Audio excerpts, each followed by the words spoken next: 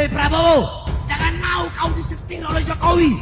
Dan Pak Jokowi waktu itu orang merah putih, cinta Indonesia, cinta rakyat. Kenapa saya harus diadu domba dengan orang yang sama-sama cinta Indonesia dan cinta rakyat Indonesia? Maka itu fundamentalis dan tradisionalis tidak boleh bersentuhan, harus dijauhkan, bahkan harus diadu domba. Saya tidak mau diadu domba. Begitu beliau ajak saya katakan ya, saya bergabung. Nah, kenapa ini harus diadu domba? Karena kelompok fundamentalis dan tradisionalis ini yang pengikutnya paling banyak. Ratusan tahun mereka datang, ratusan tahun mereka adu domba kita, sampai sekarang.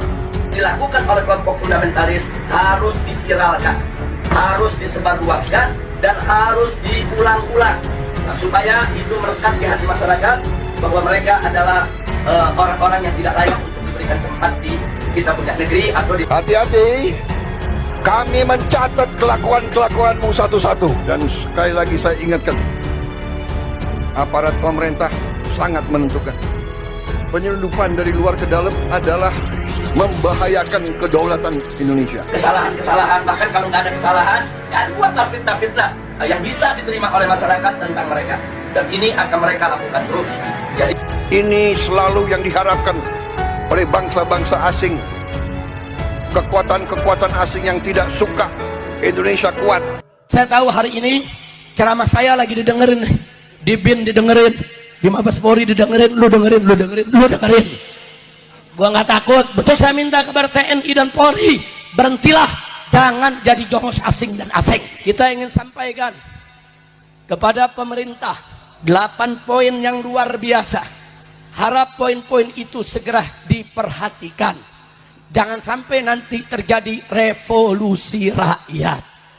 Jangan sampai terjadi revolusi sosial. Jangan pikir rakyat ditakuti terus besok tidak melawan. Jangan. Saudara, rakyat selama ini belum melawan sebab belum ada komandonya. Betul? Betul? Saya mau tanya, kalau di komandoan revolusi siap tidak? Siap tidak? Bu, kalau anak ibu pemuda mau berangkat berjuang, minta izin sama ibu, jawab aja bu, sono pergi, lu jangan pulang lagi. Kok begitu Beb? Maksudnya biar mati sahib. Menganggap hanya kelompoknya yang paling benar, yang tadi saya sampaikan, merasa kelompoknya yang paling beriman, yang paling bertakwa, sehingga menyalahkan orang per orang, kelompok maupun organisasi-organisasi lainnya. Dilatar belakangi dengan emosi dan perasaan, bahkan pendapat dirinya sendiri, seakan-akan paling bertakwa, paling beriman, yang paling benar. Ini kalau tidak kita waspadai, ini justru akan membahayakan. Persatuan dan kesatuan bangsa kita diuji pada saat menghadapi ancaman internal. Ancaman internal banyak saat ini. Kita buka YouTube, buka media, dan sebagainya. Banyak cerita-cerita mendiskreditkan pemerintah, kelompok, orang per orang, dan mengkultuskan salah satu kaum. Ada kelompok tertentu yang tidak sepaham dengan pemerintah, dan tanpa disadari bahwa yang terjadi di Republik ini, baik PKI, Permesta, DITII, ada campur-campur tangan asing.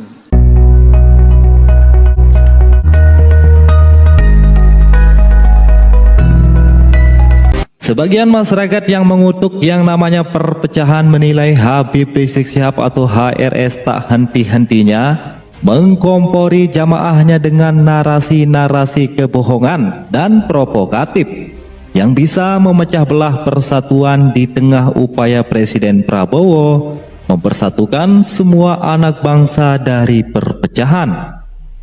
Habib Rizik Syihab atau HRS malah mengancam revolusi sambil teriak-teriak takbir di atas panggung. Perilaku Habib Rizik Syihab yang belum kapok di penjara ini membuat masyarakat kembali resah, meminta HRS dan kaki tangannya dipulangkan ke Yaman saja, agar negeri ini terhindar dari perpecahan.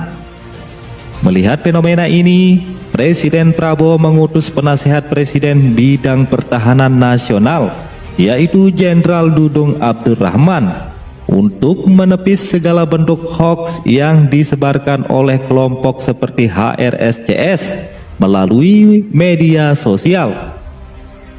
Menurut Jenderal Dudung, kelompok semacam itu harus diwaspadai karena mereka selalu mengklaim bahwa kelompok merekalah yang paling merasa benar, paling agama dan sebagainya. Saudara, mereka menginginkan untuk memadamkan cahaya Allah bi afwahihim. Dengan mulut-mulut mereka, mereka hina kita, mereka caci maki kita, mereka adu domba kita, saudara.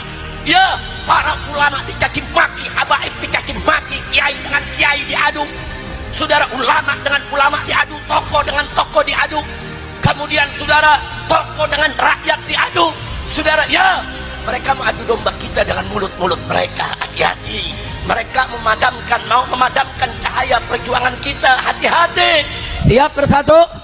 Siap berjuang? Oh, nanti kalau bersatu dianggap ekstremis. Apa jawabnya?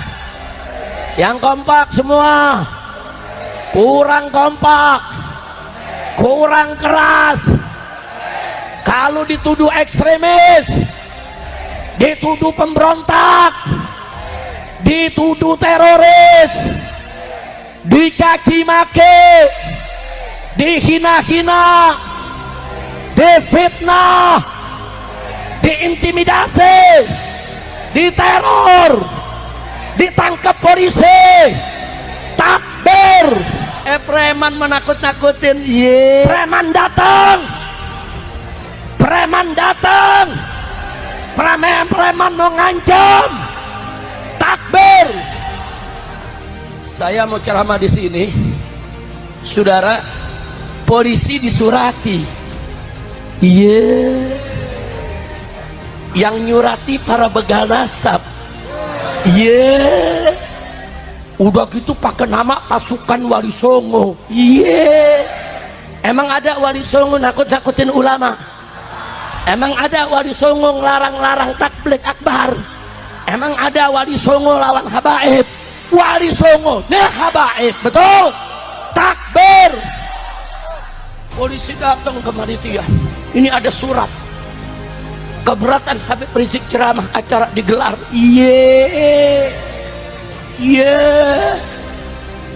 Apa jawab saudara panitia? Sabodoting. Alhamdulillah. Bagus tidak panitia? Bagus tidak panitia? Saudara, dulu yang suka ngelarang kiai ceramah PKI. Sekarang ada PKI gaya baru, ngakunya pasukan Wali Songo. Bukan pasukan Wali Songo, itu pasukan Walang Sangit. Betul? Singit melulu saudara, sama Habib benci, sama Kiai benci, sama tablik akbar benci. PKI bukan? Pasukan Wali Songo nggak begitu. Wali Songo bela agama, betul? Wali Songo sebarkan agama, betul? Wali Songo zuriyah Nabi, betul? Wali Songo jasanya betul. Besar tidak jasa Wali Songo? Jadi pasukan Wali Songo itu harusnya cinta ulama, betul? Cinta habaib, betul? Menyatukan habaib, betul? Ngaku pasukan Wali Songo yang dibela aguan.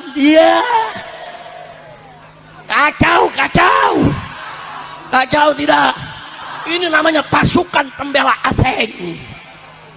Masya Allah, kacau tidak? Kacau tidak? Saya mau tanya, yang begini diamin atau lawan? Diamin atau lawan? Mestinya yang begitu Pak Polisi nggak usah kasih tahu panitia, tangkap aja, tangkap.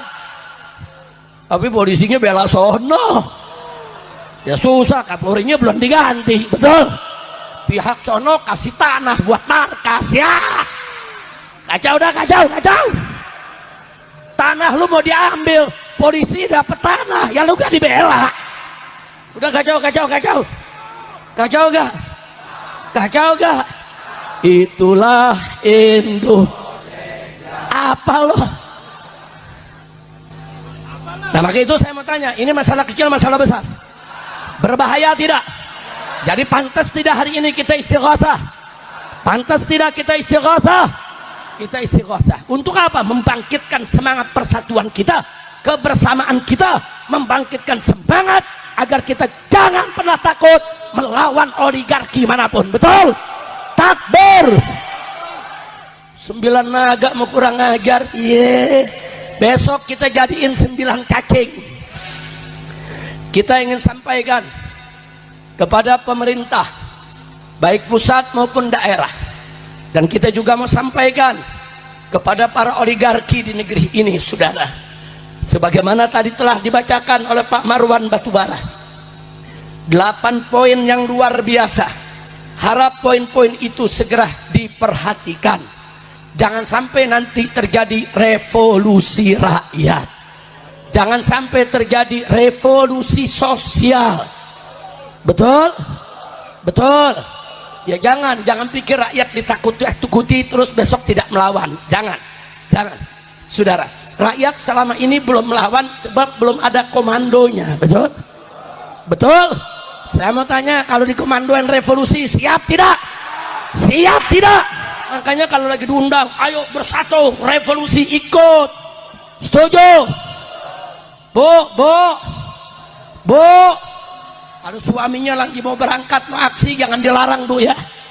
Kadang-kadang ada ibu-ibu ngomong, Pak, biar tetangga aja yang berangkat, Bapak jangan. Ayo ngaku, ada gak yang begitu? Ada gak yang begitu? Ada gak? Bapaknya pada ngaku, ada. Jangan, Bu, kalau anak ibu pemuda mau berangkat berjuang, minta izin sama ibu, jawab aja, Bu, sono pergi, lu jangan pulang lagi.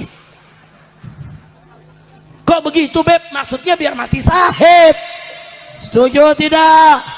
Setuju tidak? Takbir. Sallu ala nabi.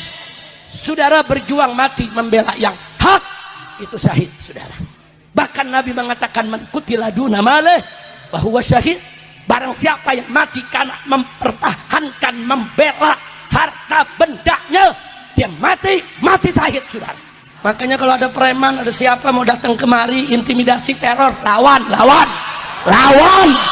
Siap tidak? Siap tidak? Hajar, kejar, saudara. Preman mau macam-macam sama masyarakat Paku Haji, saudara. Telanjangi arak keliling kampung, tulis bongos aseng. Setuju tidak?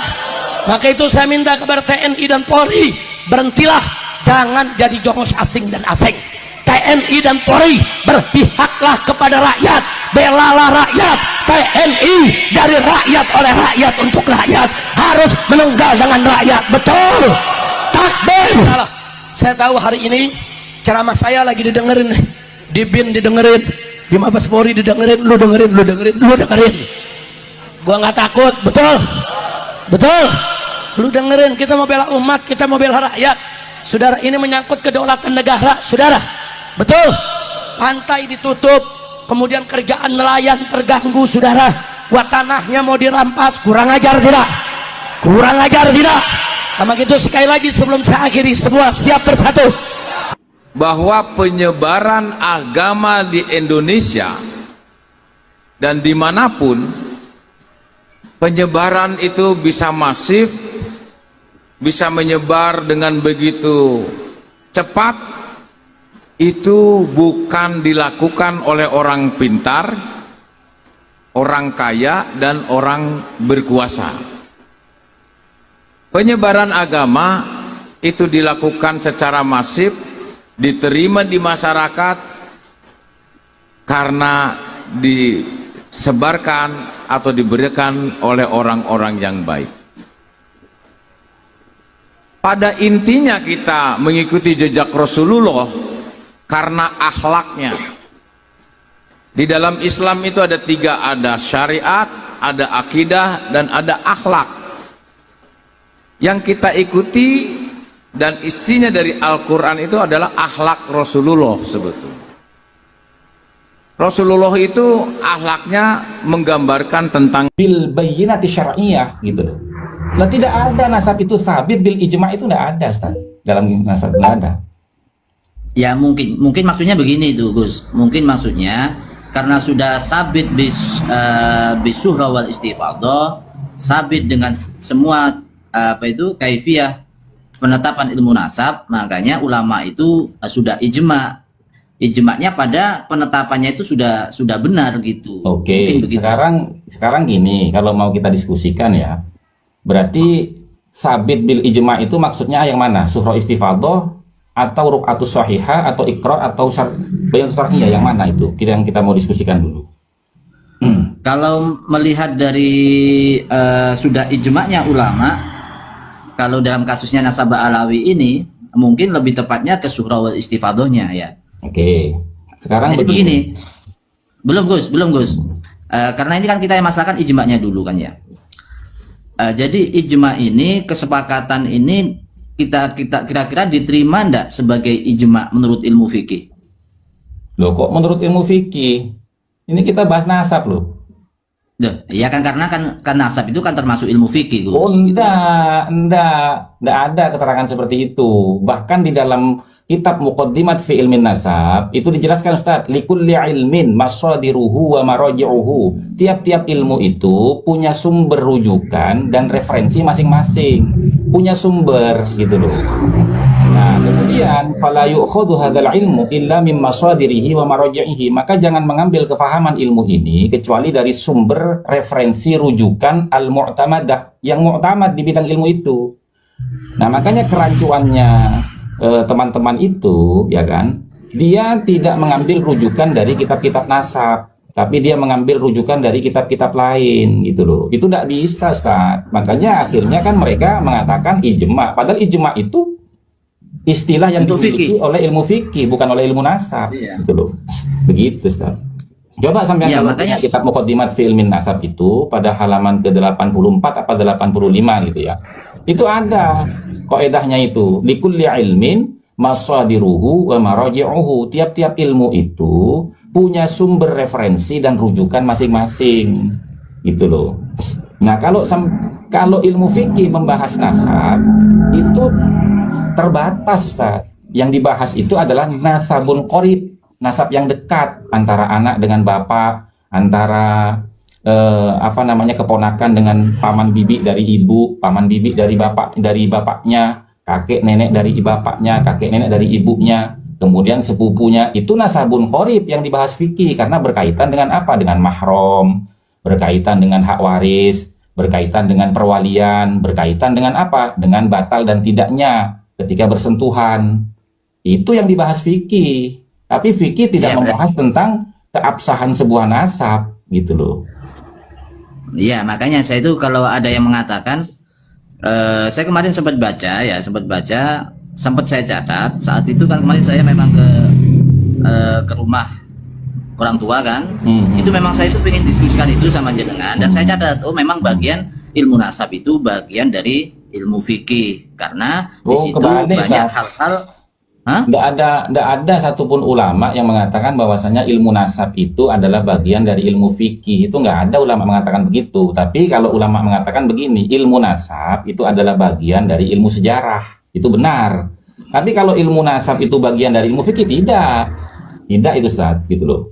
Enggak, saya nemu itu, Gus, tapi saya lupa, nanti saya cari ya. Makanya saya itu lebih tepat. Makanya saya kemarin itu langsung, oh ya, kalau memang bagian ilmu fikih dari ilmu fikih, jadi ini nanti ijma' ini nanti dilihat ijma'nya apa. Kalau memang kata Syekh Ali Jum'ah dan juga Syekh Yusuf An-Nabhani itu ijma'atil ummah, oh berarti ini memang ranahnya fikih. Sekarang begini, Ustaz, ya. Bisa dicari kalau, gitu loh. Ya, kalau sampean tadi membahas tentang ini yang di halaman 12 kan, itu kan ada pernyataan Syekh Yusuf An-Nabhani kan. Iya. Inna sadatana ala ba'alawi qad ijtama'atil ummatul muhammadiyah fi sa'iril a'sari wal aqtar ala annahum min as-sahhi ahlin nubuwati nasaban. Coba sampean pahami itu. Kira-kira kalimatnya bermasalah nggak di situ?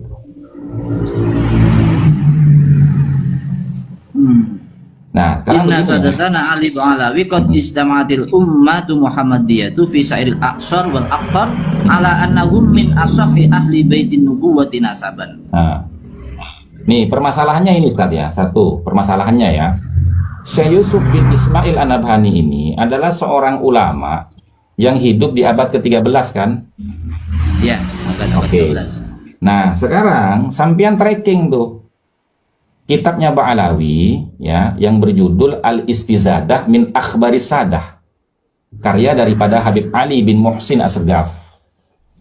Di dalam kitab itu, Habib Ali bin Muhsin As-Segaf itu menceritakan tentang keberadaan Syarif Aun Ar-Rafiq, gubernur Mekah di zaman dinasti Utsmaniyah Turki. Dia mengutip cerita itu dari kitab Mir'atul Haramain. Nah, bagaimana ceritanya? Bahwasanya Syarif Aun Ar-Rafiq itu menghukum beberapa orang tokoh Ba'alawi di Mekah dengan 70 pukulan tongkat. Kemudian Syarif Aun Ar-Rafiq itu melarang Ba'alawi itu untuk menggunakan gelar Sayyid dan Syarif. Dan juga masyarakat dilarang memanggil mereka dengan gelar Sayyid dan Syarif, gitu loh. Nah, artinya pernyataan Syekh Yusuf bin Ismail An-Nabhani yang mengatakan qad ijtama'atil ummatul Muhammadiyah fi sa'iril a'sari wal aqtar itu terbantahkan oleh pernyataan Ba'alawi sendiri dalam kitabnya Al-Istizadah min Akhbaris Sadah, karya daripada Habib Ali bin Muhsin As-Segaf. Itu yang pertama. Kemudian selanjutnya Bentar. ya, Al-Istizadah min Akhbaris Sadah. mungkin ingat halamannya? Halamannya kalau nggak salah itu 1519, kalau nggak salah itu. Itu. Nah, tidak boleh memakai nama Sayyid itu apa karena bukan Sayyid atau karena hal yang lain? memang karena bukan Sayyid. Di situ karena bukan Sayyid gitu ya? Iya. Pengarangnya siapa? Apa? Habib Ali Pengarangnya bin tadi Muhsin As-Segaf. Ali Bin Muhsin As-Segaf. Nah, itu Meteor punya kitabnya itu, Meteor. Coba Meteor kamu naik, kamu tampilkan kitabnya. Tapi kamu nggak usah ngomong udah. Ini saya sama Ustadz anu saja diskusi. Cuma tampilkan aja kitabnya. Untuk ini saya enggak Gus, untuk yang keterangan ini saya mau kuf dulu, nanti saya cari ya. Itu Meteor kan ada itu kitabnya itu, biar dia naik, dia tampilkan kitabnya, sampean biar baca sendiri gitu loh. Itu. Enggak Gus, saya kalau kitab itu kalau cuma 1 lembar atau berapa gitu saya memang lebih baik itu punya sendiri gitu, nanti saya tak cari ya. Nah iya, Jadi, kalau sampean ini kan nanti sampean bisa perbandingkan dengan datanya Meteor itu, gitu loh. Nah kemudian ini yang kedua ya, yang kedua itu pernyataannya ya kan, ala annahum, bahwasanya mereka yaitu Sadatana Ali Ba'alawi min as-sahih ahli baitin nubuwati nasaban. Itu sampean mau artikan gimana kira-kira? Yang salah yang mana? Ahlin. Enggak, menurut sampean dulu nih, biar kita satu faham Ustaz itu. Ala annahum min as-sahih ahli baitin nubuwati nasaban. Itu sampean mau artikan gimana kira-kira? Menurut sampean itu. Jadi dari salah satu, sebentar ya, min ahli, min as-sahih ahli baitin nubuwati nasaban. Itu bukan salah satu Ustaz itu. Karena itu khobarnya itu. Bukan salah satu. Iya, karena itu khobarnya Inna. Yang lebih apa itu? Yang lebih sahih ini ya? kan yang lebih sahih. Yang lebih Artinya kan sahih. begini nih. Artinya begini nih ya. Inna sadatana ala Ba'alawi, bahwasanya sesungguhnya para sayyid-sayyid kami, keluarga Ba'alawi, qad ijtama'atil ummatul Muhammadiyah, sungguh telah bersepakat seluruh umat Nabi Muhammad, bisa iril a'sari wal aqtar, pada setiap zaman dan setiap daerah. Ala annahum, bersepakat atas bahwasanya mereka Sadatana Ali Ba'alawi min as-sahhi ahli baitin nubuwati nasaban, itu paling sahihnya ahlil baitnya Nabi nasaban, secara nasab. Ya kan? Artinya apa? Berarti nasab yang paling soheh dari ahlul baitnya Nabi itu Ba'alawi. Lah kira-kira ini menurut sampean, dari sisi bahasa dulu ya, menurut sampean ini bisa diterima akal nggak kira-kira? Ya kalau yang diambil itu memang dari nasabnya dzurriyyah Nabi, itu yang paling sahih. Nah, itu ini kan nggak bicara dzurriyyah, Ustaz. Ini bicara ahlul bait loh. Ahlu baitin nubuwati nasaban loh, bukan dzurriyyah. Dzurriyyah dengan ahlul bait itu beda, Ustaz. Kalau kita dalam ahlus sunnah wal jamaah ya, itu memahami ahlul bait itu ya, ada beberapa bagian. Yang pertama, ahlul bait itu adalah ahlul kisah. Sayyidina Hasan, Sayyidina Husain, Sayyidatuna Fatimah, Sayyidina Ali, dan Rasulullah itu sendiri. Itu ahlul kisah. Kemudian yang kedua, para istri Nabi, sesuai dengan ayatnya. Ya kan? Para istri Nabi. Yang ketiga itu Bani Hashim, Bani Muthalib. Ya kan? Nah, yang keempat itu adalah para sahabatnya Nabi. Berdasarkan apa? Berdasarkan sabdanya Nabi kan, Salman minna ahlu bait, ya kan? Ya, terus. Nah, kemudian yang terakhir itu adalah umatnya Nabi Muhammad berdasarkan hadis fitnatus sarra gitu loh. Innama awliya'iyal muttaqun, kan ayatnya begini, dukhanuha takhruju min tahti qadamai rajulin min ahli baiti. Ya kan, sebab musabab daripada terjadinya fitnah sarra itu akibat perbuatan dari salah seorang laki-laki dari keturunanku. Yaz'umu annahu minni falaysa minni, dia mengklaim bagian dari aku, falaysa minni, padahal dia bukan bagian dari aku. Innama awliya'iyal muttaqun, ya, yang menjadi bagian dari keluargaku itu adalah orang-orang yang bertakwa. Kan cuma 5, Ustaz, dalam paham Ahlus Sunnah wal Jamaah ini. Gitu loh. Nah, ada yang mengatakan sampai ada yang 10, ada sampai yang lebih. Cuma kita yang ambil yang jumhur atau yang menurut madhab Syafi'i itu yang diambil yang mana menurut jenengan? Kalau yang saya ketahui ya, Ahlus Sunnah wal Jamaah itu hanya mengatakan 5, Ustaz. 5 ini. Nah, kalau yang Imam Syafi'i cenderung yang mana? Apanya? Semuanya itu Kalau Imam saya Syafi'i itu. Enggak. Kalau saya membaca di Alun Nabi ya, karangannya mengambil dari Imam Suyuti, itu yang diambil itu Banu Hashim wa Banu Muthalib, itu semuanya adalah ahlul bait. Nah, begitu. Jadi sampai anak turunnya ahlul bait. Itu yang diambil oleh jumhur ulama Ahlus Sunnah wal Jamaah. Dalam kitab apa itu kok bisa dikatakan semua keturunannya itu? Padahal dzurriyyah dengan ahlul bait itu beda, Ustaz. Iya, makanya beda. Ahlul bait itu kalau memang yang ahlul bait itu ya ahlul kisah itu yang lebih spesifik. Cuma kalau ke bawahnya itu mengambil dzurriyyah, itu semuanya dari Banu Hashim dan Banu Muthalib, itu adalah dzurriyyah Nabi, kan begitu. Enggak, bukan dzurriyyah Nabi. Banu Hashim, Banu Muthalib itu ahlul bait, bukan dzurriyyah gitu loh. Yang dzurriyyah maksud saya yang dzurriyyah. Nah, kalau yang dzurriyyah itu begini, Ustaz ya. Contoh misalkan ya, di dalam Al-Qur'an itu ketika Allah menjelaskan tentang anak turun daripada Nabi Ibrahim, ya kan? Wa wahabna lahu Ishaq wa Ya'qub. Kullan hadaina. Ya kan? Wa Nuhan hadaina min qablu. Dan telah kami anugerahkan kepada Nabi Ibrahim, ya kan, Nabi Ishak dan Nabi Ismail. Kullan hadaina, yang keduanya kami angkat menjadi nabi. Wa Nuhan hadaina min qablu, dan juga Nabi Nuh kita juga angkat sebagai nabi jauh sebelumnya. Nah, kemudian ketika berbicara tentang anak keturunan, bukan anak kandung ya, Allah menggunakan kalimat apa dalam firman-Nya itu? Wa min dzurriyyatihi. Dan di antara sekian banyak keturunan Nabi Ibrahim, ya kan?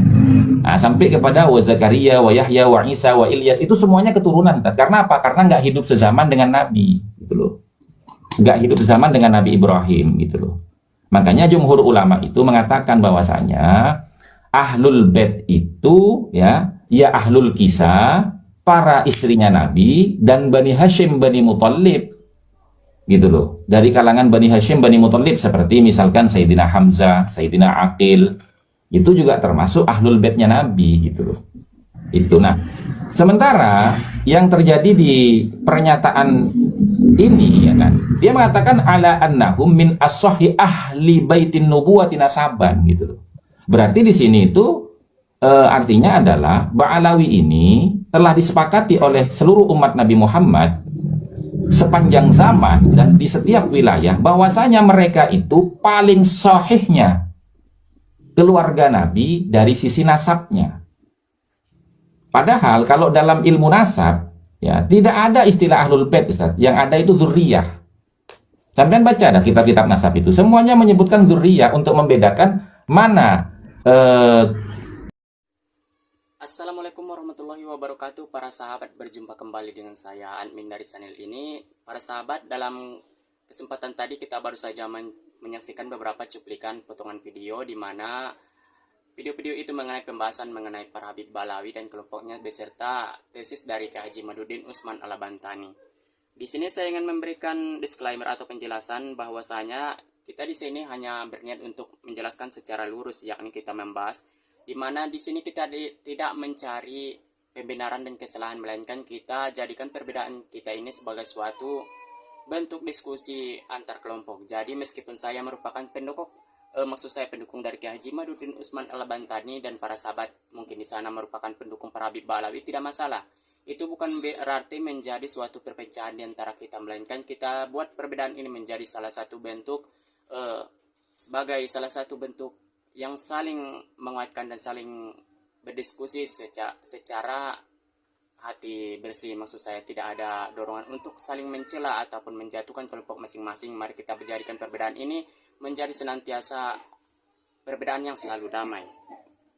Di sini saya ingin menjelaskan mengapa saya dan beberapa sahabat saya memilih menjadi pendukung Kiai Haji Madudin Usman Al-Bantani. Hal itu dikarenakan kami sama sekali tidak memiliki dendam atau rasa kebencian yang sangat hebat kepada para Habib Ba'alawi, melainkan hal itu merupakan salah satu maksud saya pilihan kami karena kami meyakini banyak sekali apa yang telah disampaikan oleh Kiai Haji Madudin Usman Al-Bantani itu terbukti.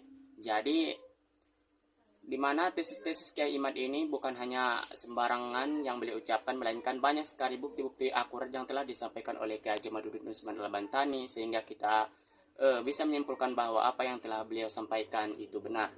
Nah, para sahabat, di sini saya kembali disclaimer bahwa apa yang telah saya sampaikan ini bukanlah untuk bentuk perpecahan untuk kita, melainkan ini hanya sebuah diskusi. Kita harus senantiasa menjaga perdamaian meskipun di antara kita mungkin berbeda pilihan atau berbeda dukungan. Di sini saya mendapatkan banyak bukti-bukti dari tesis yang beliau sampaikan seperti yang disampaikan oleh Kiai Imad. Ada salah satu bukti bahwa dalam syariat Islam atau dalam ilmu sejarah bahwasanya jalur orang itu harus ditarik dari nasab ayah. Jadi contohnya begini. Ayahnya itu merupakan keturunan dari contohnya begini. Ayahnya itu merupakan keturunan orang Jawa, sedangkan ibunya merupakan keturunan orang Batak. Jadi si anak ini memiliki suku ataupun beliau ini merupakan orang Jawa, bukan orang Batak. Jadi begitulah tesis yang disampaikan oleh Kiai Haji Madudin Usman Al-Bantani tadi. Bahwasanya meskipun para Habib Ba'alawi itu memiliki nasab di mana dari jalur ibu mereka adalah keturunan dari Nabi Muhammad SAW. Tapi kalau dari jalur ayah mereka bukan keturunan Nabi, maka mutlak bahwa mereka itu tidak memiliki ketersambungan nasab dari Nabi Muhammad SAW, karena nasab itu dilihat dari jalur ayah, sedangkan para Bani Ba'alawi menurut penelitian Kiai Imad sama sekali tidak memiliki nasab yang tersambung kepada Nabi Muhammad SAW. Yang kedua, Kiai Imad telah mendapatkan banyak bukti-bukti sejarah dari kitab-kitab rujukan ataupun catatan-catatan dari para ulama-ulama terdahulu. Jadi banyak sekali ulama-ulama terdahulu yang memiliki kitab yang menjadi referensi dari Kiai Haji Madudin Usman Al-Bantani, bahwasanya di sana banyak sekali bukti-bukti mengenai para keturunan langsung dari Nabi Muhammad SAW, di mana keturunan yang disampaikan oleh ulama-ulama terdahulu itu sama sekali tidak memiliki kaitan dengan para Ba'alawi. Jadi di sana dari ulama-ulama nasab terdahulu itu sudah banyak sekali bukti-bukti bahwa para Bani Ba'alawi ini sama sekali tidak tergolong sebagai keturunan langsung dari Nabi Muhammad SAW. Yang ketiga, banyak sekali bukti-bukti dari apa yang telah dilakukan oleh para Habib Balawi ini sama sekali tidak mencontohkan sebagai keturunan langsung dari Nabi Muhammad SAW, sebagaimana yang disampaikan oleh Haji Maduddin Usman Al-Bantani, seperti menyampaikan kisah-kisah Prophet yang bertentangan dengan agama Islam dan ajaran-ajaran Islam. Kendati demikian, saya ingin sampaikan sekali lagi bahwasanya apa yang telah kita saksikan ini bukanlah menjadikan salah satu perpecahan di antara kita. Jadi kita boleh mendukung para Habib Balawi, kita boleh mendukung Haji Maduddin Usman Al-Bantani dan juga kelompoknya. Jadi meskipun para sahabat pendukung Kiai Imad dan saya meskipun para sahabat maksud saya pendukung para Habib dan saya mendukung Haji Maduddin Usman Al-Bantani, mari kita senantiasa menjaga persatuan kita dan tidak menjadikan perpecahan di antara kita sesama umat Islam khususnya di Indonesia ini. Saya menutup video ini. Wassalamualaikum warahmatullahi wabarakatuh.